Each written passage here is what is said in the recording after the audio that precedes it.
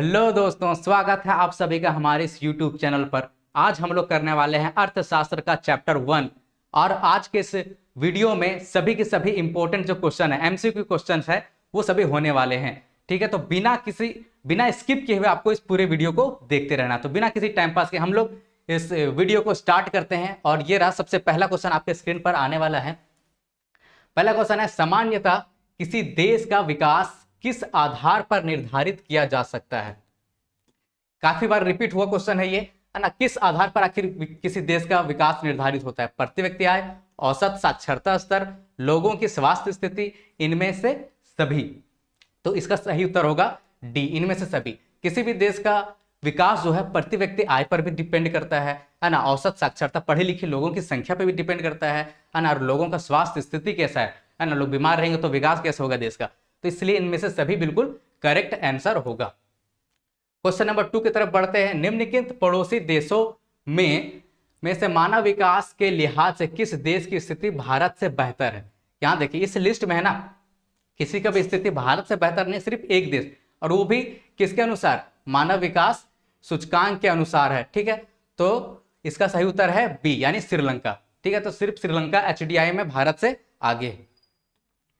ठीक है, question number 3 की तरफ बढ़ते हैं। बताइए, वे देश जिनकी प्रति व्यक्ति आय डैश अथवा कम है निम्न आय वर्ग के देश कहलाते हैं। ठीक है, आप लोगों को पता है कि वर्ल्ड बैंक जो है वो क्या करती है, एक लिस्ट निकालती है कि किसका कौन सा देश विकसित है, कौन सा विकसित नहीं है। तो वो प्रति व्यक्ति आय पे डिपेंड करता है ना। तो उसके अनुसार इसका बी बिल्कुल करेक्ट होगा, यानी कि $1135 जो है यूएस डॉलर, अगर उससे कम है किसी भी देश का प्रति व्यक्ति आय, तो वो क्या होगा, वो निम्न आय वर्ग के देश में आएगा। ठीक है, तो क्वेश्चन नंबर 4 की तरफ बढ़ते हैं। बताइए, शिशु मृत्यु दर किस बात की सूचक है?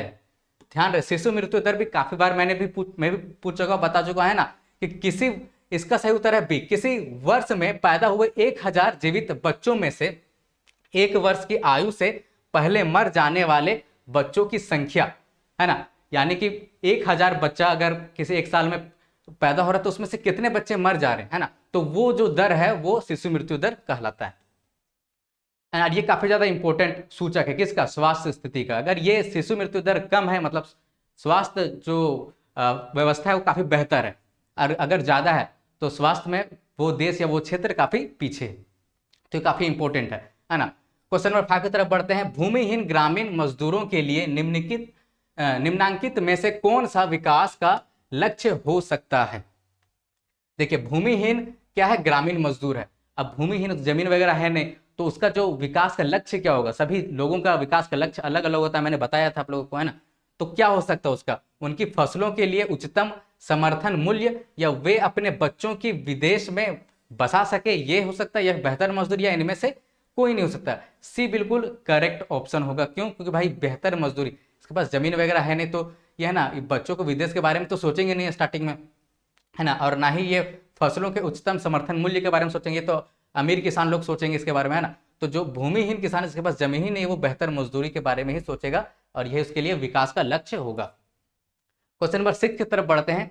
बताइए, वर्ष 2000 में भारत की प्रति व्यक्ति आय कितनी थी?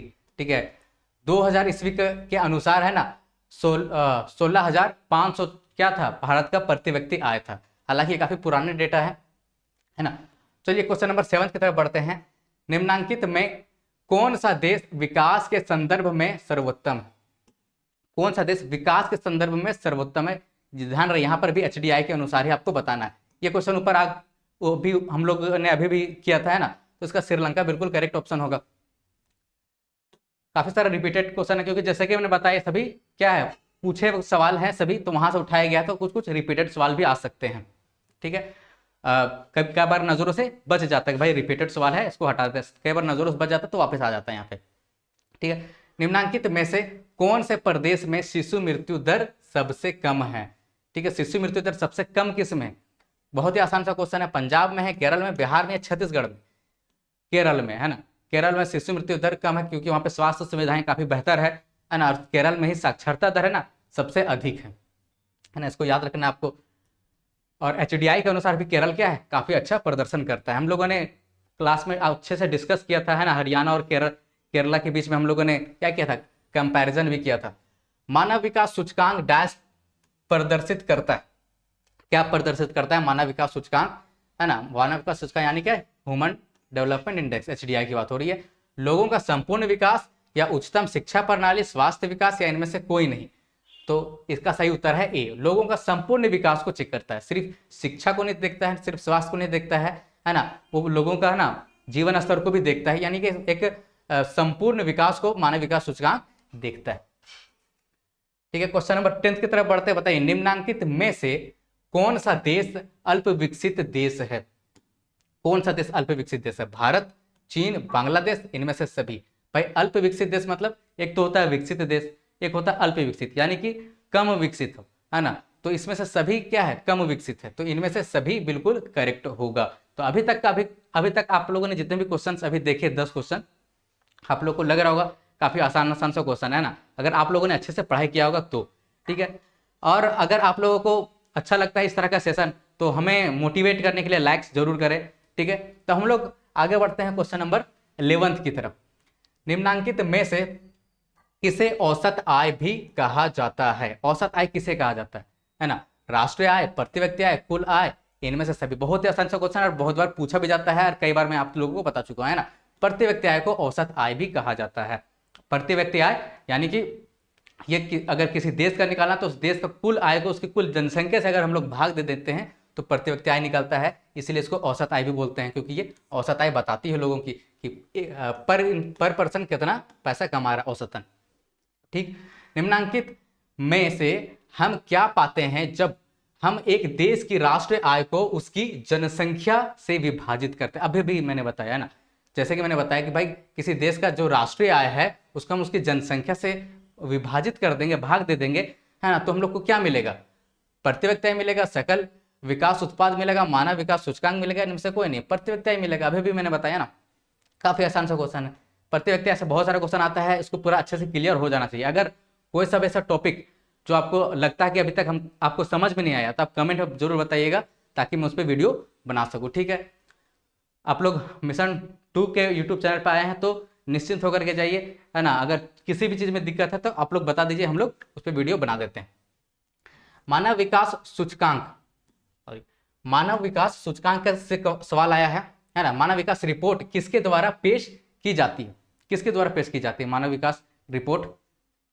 UNDP के द्वारा की जाती है, MNDP के द्वारा की जाती है, UNDC के द्वारा, या UMDP के द्वारा? किसके द्वारा की जाती है? काफी आसान सा सवाल है, UNDP के द्वारा की जाती है ना। यहाँ पे हिंदी में लिखा हुआ है UNDP, है ना, यूनाइटेड नेशन डेवलपमेंट प्रोग्राम इसका फुल फॉर्म होता है। इसके द्वारा मानव विकास रिपोर्ट आती है और इसी रिपोर्ट में क्या होता है? HDI होता है, ह्यूमन डेवलपमेंट इंडेक्स, यानी कि मानव विकास सूचकांक होता है ना। ये सब हम लोगों ने डिटेल में डिस्कशन किया था। क्वेश्चन नंबर 14 की तरफ बढ़ते हैं। मानव विकास रिपोर्ट देशों की तुलना किस आधार पर करती है? किस आधार पर करती है मानव विकास रिपोर्ट देशों की तुलना? स्वास्थ्य पर, शिक्षा पर, प्रति व्यक्ति आय पर? किस पर करती है? इन तीनों पर करती है ना, इनमें से सभी, सिर्फ एक चीज नहीं देखती है। ठीक, क्वेश्चन नंबर 15 की तरफ बढ़ते हैं। नवीकरणीय साधन का उदाहरण है, नवीकरणीय साधन का उदाहरण क्या है? जल्दी से बताना आप लोग को। कोयला, पेट्रोल, भूमिगत जल, इनमें से सभी। तो इनमें से सभी, आप लोगों को ये क्वेश्चन देख के लग रहा होगा सर ये तो ज्योग्राफी का क्वेश्चन लग रहा है, लेकिन नहीं, हम लोग का चैप्टर क्या है? विकास। और विकास सिर्फ पैसे, स्वास्थ्य वगैरह नहीं होता, बल्कि साधन भी तो जरूरी है। साधन नहीं रहेगा तो हमारा विकास कैसे होगा ना। तो साधन के बारे में भी यहाँ पर पढ़ने को मिल जाता है। ठीक, तो ये क्या है? नवीकरणीय साधन का उदाहरण क्या है? हाँ सॉरी, इसमें नवीकरणीय मतलब क्या होता है भाई?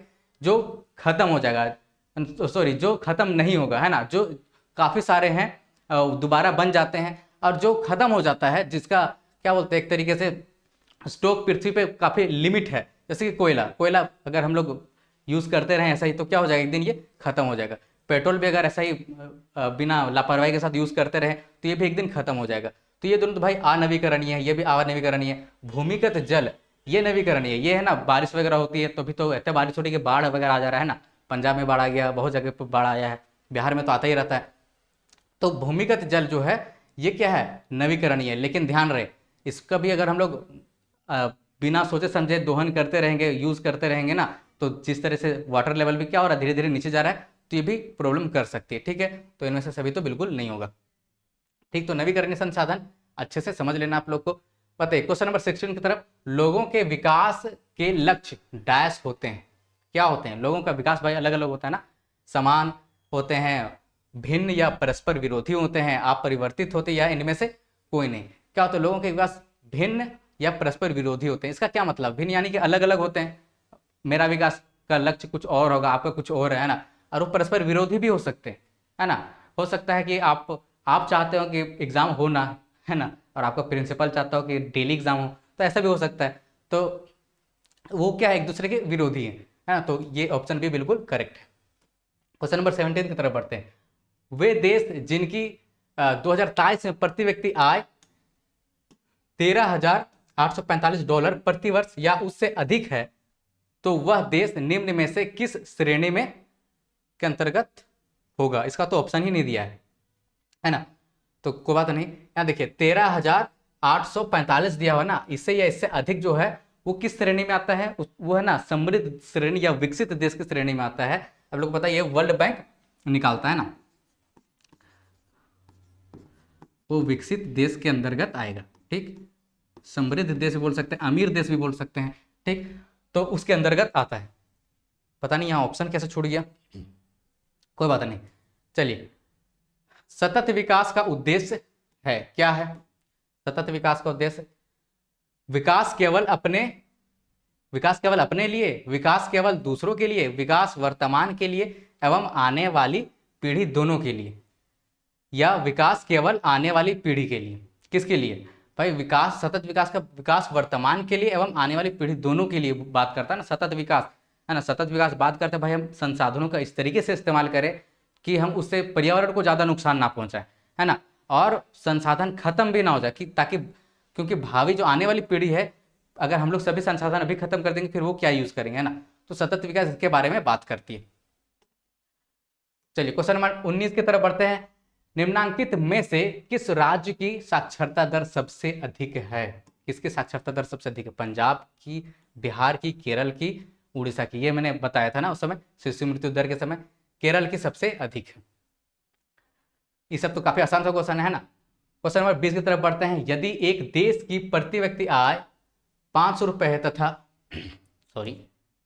500 रुपए है तथा जनसंख्या 5000 है, तो उस देश की कुल आय निम्न में से कौन सा होगा? ठीक है, ध्यान देने वाली बात है यहाँ पे। क्या है कि प्रति व्यक्ति आय कितना है? 500। ठीक है, ये मैथमेटिक्स के थ्रू सोल्व होगा। और जनसंख्या कितना है? 5000 है। तो टोटल आय निकालना है, तो 500 को हम 5000 से क्या करेंगे? मल्टीप्लाई कर देंगे, तो क्या निकल जाएगा? टोटल आय निकल जाएगा, है ना। सिंपल मैथ्स है, तो क्या करना है? मल्टीप्लाई कर देना है। 5 5 25 होता है ना। यहाँ 25 दिख रहा है, जीरो कितना है? 2 3 5, तो 3 5 ऑप्शन ए बिल्कुल करेक्ट होगा। क्वेश्चन नंबर 21 की तरफ बढ़ते बताइए। यूएनडीपी के अनुसार किसी देश के विकास को आंकने का आधार निम्नांकित में से कौन सा है? किसी देश का विकास कैसे मापा जाएगा? किसके अनुसार? यूएनडीपी के अनुसार। उसका आधार क्या है? कैसे माप सकते हैं? प्रति व्यक्ति आय देख करके, लोगों की शिक्षा का स्तर देख करके, लोगों का स्वास्थ्य का स्तर देख करके, यानी में से सभी। तो यूएनडीपी भाई प्रति व्यक्ति आय भी देखता है, लोगों का शिक्षा का स्तर भी देखता है, लोगों का स्वास्थ्य भी देखता है, और इन सब के आधार पर वो क्या करता है? देशों का लिस्ट निकालता है, कौन सा देश विकसित है कौन सा नहीं, है ना। क्वेश्चन नंबर 22 की तरफ बढ़ते हैं। विश्व बैंक की विश्व विकास रिपोर्ट 2023-24 के अनुसार, 2023-24 के अनुसार वे देश जिनकी प्रति व्यक्ति आय $13,845 प्रति वर्ष या उससे अधिक है, वे समृद्ध देश हैं। ठीक है, वे देश जिनकी प्रति व्यक्ति आय $1135 प्रति वर्ष या उससे कम है, वो निम्न आय वाले देश हैं। ये दोनों बिल्कुल सही स्टेटमेंट है।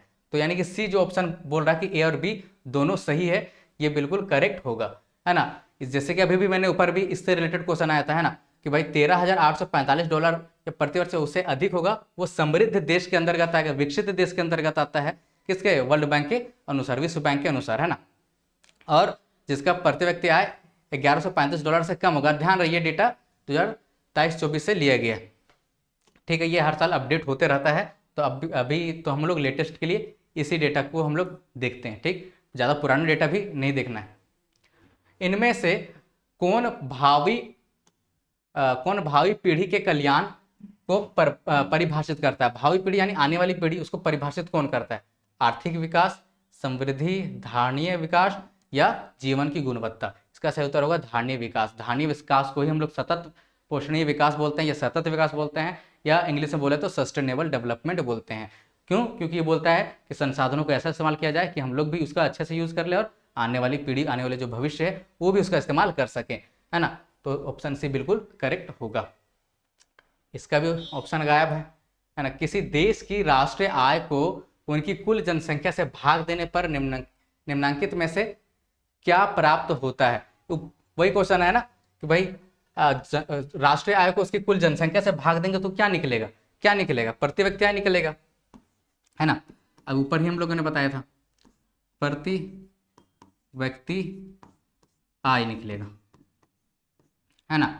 पर कैपिटा इनकम निकलेगा। ऑप्शन नहीं भी होने पर ना इसका आप लोग उत्तर दे दीजिए, काफी आसान सा है ना। क्वेश्चन नंबर 25 की तरफ बढ़ते हैं। एक अमीर परिवार की लड़की के लिए विकासात्मक लक्ष्य क्या हो सकता है? एक अमीर परिवार की लड़की है, उसके पास सब कुछ है, लेकिन उसके लिए विकास का लक्ष्य क्या है ना। सभी लोगों का अलग अलग होता है। अधिक दिनों तक काम मिले, ये उसका विकास का लक्ष्य है? नहीं, ये तो भाई मजदूरों का लग रहा है कि उसको ज़्यादा से ज़्यादा काम मिले, ये उसका विकास का लक्ष्य हो सकता है। उसके भाई को जितनी स्वतंत्रता मिली है उतनी ही स्वतंत्रता उसे भी मिले, ये उसका विकास का लक्ष्य हो सकता है ना। कि भाई उसका भाई है सो काफ़ी स्वतंत्र होते हैं, ऐसा देखा जाता है ना कि लड़कों को ज़्यादा स्वतंत्रता मिलती है। तो वो जो अमीर परिवार की लड़की है उसका ये लक्ष्य हो सकता है कि जिसका जितना स्वतंत्रता उसके भाई को मिला है उतना स्वतंत्रता उसको भी मिल जाए, है ना। बेहतर मजदूरी मिले, ये भी नहीं होगा। अधिक बिजली प्राप्त हो, ये भी नहीं होगा। चलिए क्वेश्चन नंबर 26 की तरफ बढ़ते हैं। इसका भी निम्नलिखित में से ऊर्जा का मुख्य स्रोत कौन से हैं?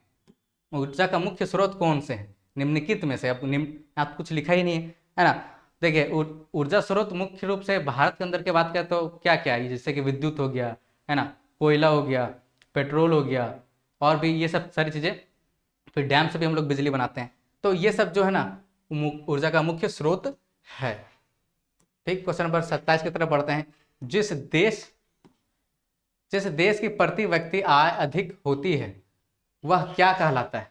जिस देश की प्रति व्यक्ति आय अधिक होती है वो क्या कहलाता है? अधिक प्रति व्यक्ति आय है तो क्या कहलाएगा? वो विकसित देश कहलाएगा, विकासशील देश, अर्धविकसित देश, सभी बिना किसी संकोच के विकसित देश कहलाएगा।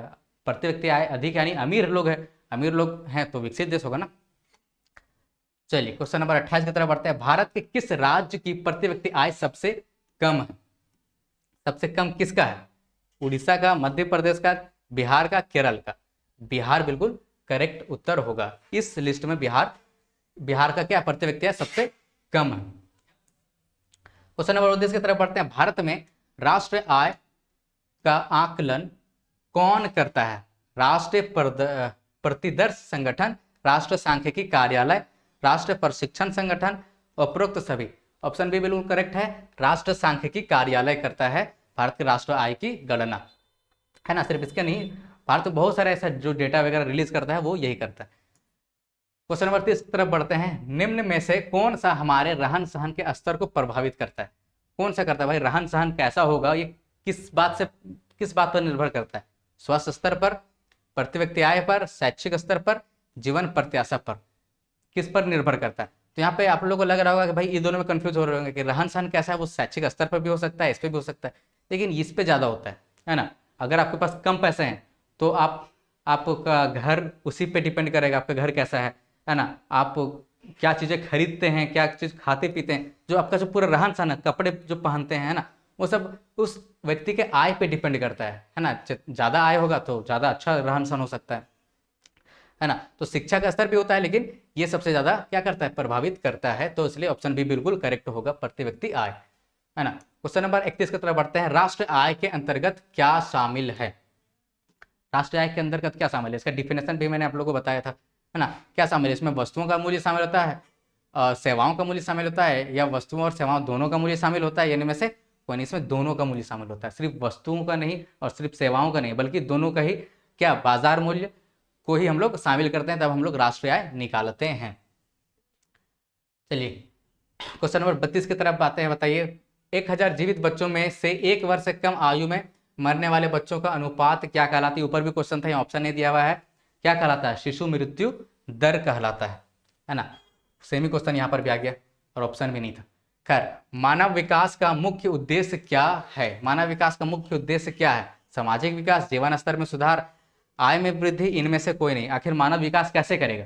तो उसका मुख्य उद्देश्य क्या है? तो जीवन स्तर में सुधार है। जीवन स्तर में सुधार कैसे होगा? उसमें उसके आय में वृद्धि होगी तब होगा, उसका स्वास्थ्य अच्छा रहेगा तब, उसका शिक्षा का स्तर अच्छा होगा तब जीवन स्तर में सुधार होगा।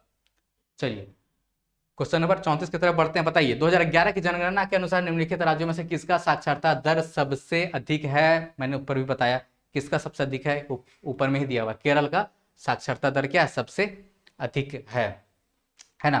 दोस्तों अगर आप लोग को अच्छा लग रहा हो, मजा आ रहा हो, तो आप लोग मुझे कमेंट करके बताइए कि ऐसा सीरीज आना चाहिए या नहीं आना चाहिए, है ना, जिसमें हम चैप्टर वाइज सभी का इंपॉर्टेंट जो एमसीक्यूज है वो करवा दें, है ना। अगर चाहते हैं कि और भी वीडियो आए तो कमेंट करके जरूर बताइएगा। ठीक है, अब हम लोग आगे बढ़ते हैं क्वेश्चन नंबर 35 की तरफ। बताइए 2011 की जनगणना के अनुसार निम्नलिखित, हाँ चलो हमको लगा सेमी क्वेश्चन पूछ दिया क्या। निम्नलिखित में से किस राज्य में शिशु मृत्यु दर सबसे अधिक है? सबसे अधिक, ध्यान रहे यहाँ सबसे अधिक पूछा है, वो भी शिशु मृत्यु दर। केरल तो बिल्कुल नहीं होगा, वहाँ शिशु मृत्यु दर बहुत कम है। तो किस में सबसे ज्यादा है? बिहार में ही क्या है? सबसे ज्यादा है शिशु मृत्यु दर, है ना। तो इसको भी आपको याद रखना है। शिशु मृत्यु दर अधिक है, इसका मतलब क्या? वहाँ की स्वास्थ्य सुविधाएं उतनी अच्छी नहीं। क्वेश्चन नंबर 36 की तरफ पढ़ते हैं। यदि body mass index BMI, body mass index काफी इंपॉर्टेंट होता है, आप लोग भी अपना अपना निकाल के रखिएगा कि आप लोग अंडर वेट है, ठीक है, या फिर क्या है अपर वेट है, वो सब इससे पता चल जाता है। तो यहाँ बोल रहा है कि भाई यदि बॉडी मास इंडेक्स डैश है तो वयस्क व्यक्ति को कुपोषित माना जाएगा। क्या है भाई? 18.5 से कम अगर रहेगा, मतलब 18.5 से अगर कम रहेगा किसी का बॉडी मास इंडेक्स, तो उसको अंडरवेट यानी कि ना उसको कुपोषित माना जाएगा, है ना। यानी उसको खाना पीना अच्छे से खाना चाहिए, प्रोटीन वगैरह लेना चाहिए, ताकि उसका बॉडी मास इंडेक्स इससे ज़्यादा आ जाए और नॉर्मल हो जाए, है ना। बताइए मानव विकास सूचकांक का संक्षिप्त नाम क्या है? मानव विकास सूचकांक का संक्षिप्त नाम, उसका छोटा नाम क्या है? HDF है, HDFC है, HDI है, UNO है, HDI है, ह्यूमन डेवलपमेंट इंडेक्स, है ना। मानव विकास सूचकांक, इसको याद रखिएगा। इसका नाम हम लोग बार बार ऊपर ले रहे थे, है ना। तो इस तरीके से आप लोग को याद हो जाएगा। क्वेश्चन नंबर 38 की तरफ बढ़ते। बताइए सामान्यतः किसी देश का विकास किस आधार पर निर्धारित किया जा सकता है? किस पर निर्धारित किया जा सकता है? ये भी ऊपर क्वेश्चन आया था आई थिंक, है ना। अब क्या है ना कि क्वेश्चन पेपर से क्वेश्चन से निकालते हुए कई बार होता है कि क्वेश्चन पेपर में रिपीट होता रहता है बहुत सारा, तो हम लोग हटा देते हैं, लेकिन बहुत सारा बच करके आ जाता है। तो ये भी रिपीटेड क्वेश्चन आया, ऊपर आया था, है ना। तो किस पर निर्धारित होता है किसी देश का जो विकास है? प्रति व्यक्ति आय पर, औसत साक्षरता दर पर, या लोगों की स्वास्थ्य स्थिति पर, या उपरोक्त सभी? उपरोक्त सभी बिल्कुल करेक्ट होगा, है ना। आय भी देखा जाएगा, पढ़े लिखे लोगों को और स्वस्थ लोगों को भी देखा जाएगा कि भाई जिस देश में स्वस्थ लोग ज़्यादा होंगे, जिस देश में पढ़े लिखे लोग ज़्यादा होंगे, जिस देश में अमीर लोग यानी कि प्रति व्यक्ति आय जिस देश का ज़्यादा होगा वो विकसित देश माना जाएगा। बताइए मानव विकास रिपोर्ट कौन प्रकाशित करता है? ये भी क्वेश्चन पूछा हुआ है ना। कौन प्रकाशित करता है? UNDP, विश्व बैंक, IMF, WHO, इन सब के बारे में हम लोग पढ़ चुके हैं ना।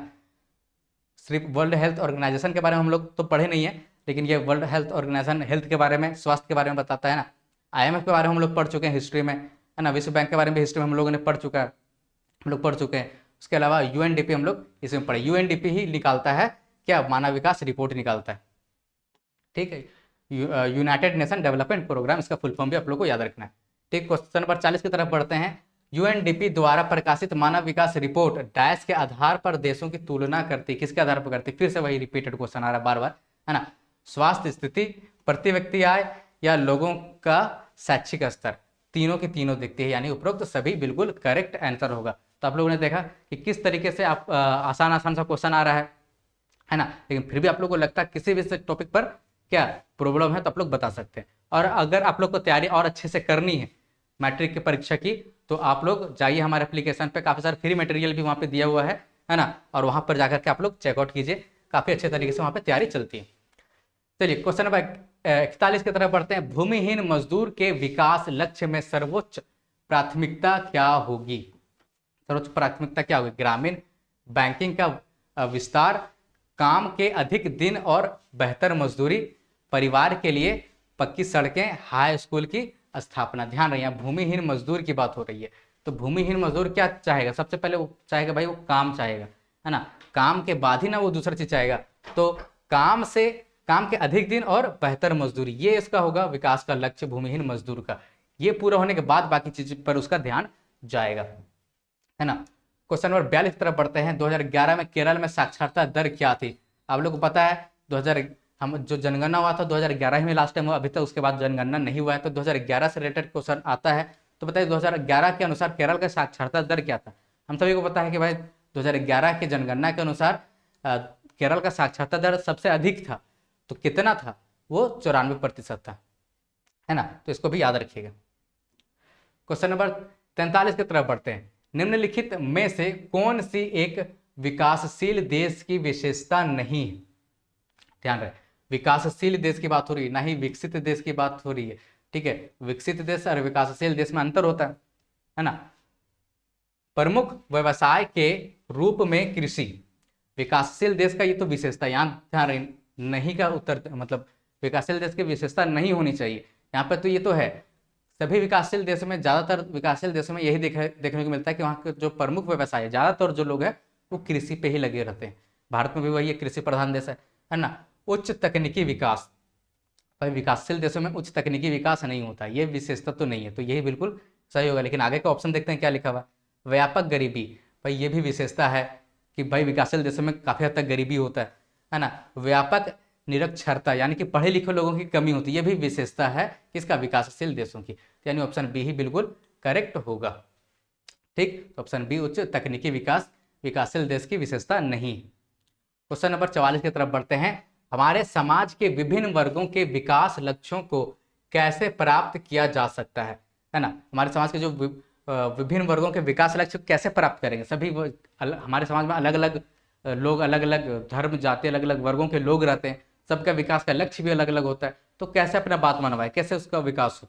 बल द्वारा, यानी अपने ताकत से जाकर के लड़ के ले, या लोकतांत्रिक राजनीतिक प्रक्रिया द्वारा, लोकतंत्र के द्वारा अपना विकास के लक्ष्य हासिल करे, या हिंसक आंदोलन द्वारा हिंसा करके ले, या आतंकवाद द्वारा, किसके द्वारा लेना चाहिए? तो इसका सही ऑप्शन ऑप्शन बी होगा, क्योंकि लोकतांत्रिक राजनीतिक प्रक्रिया द्वारा ही लेना चाहिए, है ना। शांति तरीके से आराम आराम से मांग करनी चाहिए और अपना जो विकास का लक्ष्य उसको पूरा करना चाहिए, है ना। क्वेश्चन नंबर 45 की तरफ बढ़ते हैं, ठीक है। हमारे इस वीडियो का मकसद था कि कम से कम समय में ज़्यादा से ज़्यादा MCQ हम लोग दे सके, इससे हम लोग जल्दी जल्दी कर रहे हैं, ठीक है। तो आप लोग को चाहिए ऐसा वीडियो और, तो हम लोग को बताइएगा कमेंट सेक्शन में, और लाइक करना ना भूले, ठीक है। तो बताइए, एक देश में 5 लोग रहते हैं जिनकी आय क्रमशः क्या है? यहाँ पे 10,000 है, 14,000 है, 12,000 है, 16,000 और 20,000। इसकी प्रति व्यक्ति आय क्या है? प्रति व्यक्ति अभी हम लोगों ने ऊपर देखा कि भाई उसका जो कुल आय होता है उसको हम लोग कुल जनसंख्या से क्या करते हैं?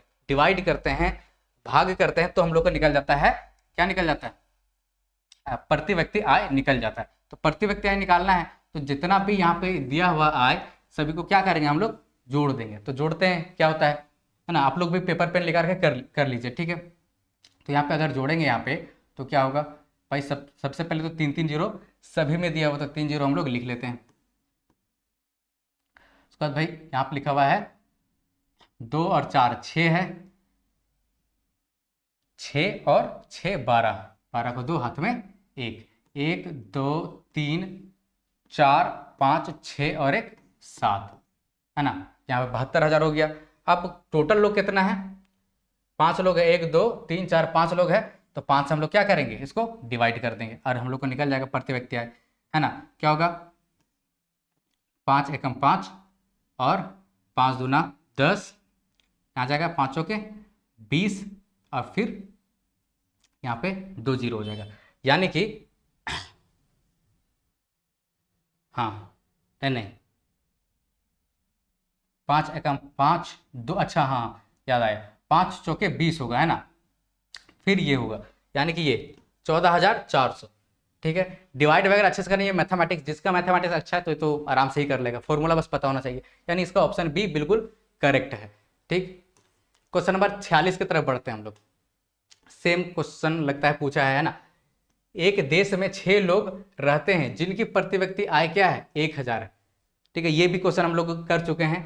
ठीक है, इनमें से 5 लोगों की आय क्रमशः क्या है 600, 800, 1000, 1200, 1400। तो छठे व्यक्ति का आय निकालना है। अब यहाँ प्रति व्यक्ति आय दिया हुआ है तो प्रति व्यक्ति हम इधर लिखेंगे, है ना। क्या दिया हुआ है भाई 1000 दिया हुआ है ना। और बाकी सबको हम लोग एक साइड लिखेंगे। क्या है 600 है प्लस 800 प्लस 1000 प्लस 1200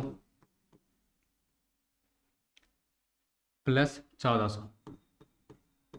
ठीक है, और हमें छठा व्यक्ति का निकालना है तो उसका पता नहीं तो x मान लेते हैं उसको।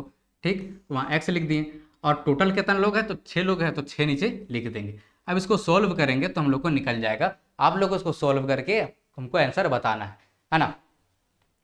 बता लीजिएगा। ठीक है, तो क्या होगा 800, 900, 1000 या 1200। आप लोग इसको सोल्व कीजिए और बताइए मुझे कमेंट सेक्शन में कि आखिर क्या होगा। ठीक है, तो ये हमारा आखिरी क्वेश्चन था। तो उम्मीद करते हैं आप लोगों को ये सेशन काफी पसंद आया होगा, है ना। काफी कम समय में हम लोगों ने पूरा की पूरा एक चैप्टर का जितना भी महत्वपूर्ण सवाल है सभी एमसीक्यू को हम लोगों ने डिस्कस कर लिया है। तो इससे बाहर शायद ही क्वेश्चन आ सकता है, इससे बाहर क्वेश्चन नहीं आएगा। ठीक, तो उम्मीद करते हैं आप लोगों को पसंद आया और हम लोग मिलते हैं नेक्स्ट वीडियो में। ठीक है, तब तक के लिए अपना ख्याल रखिए, बाय।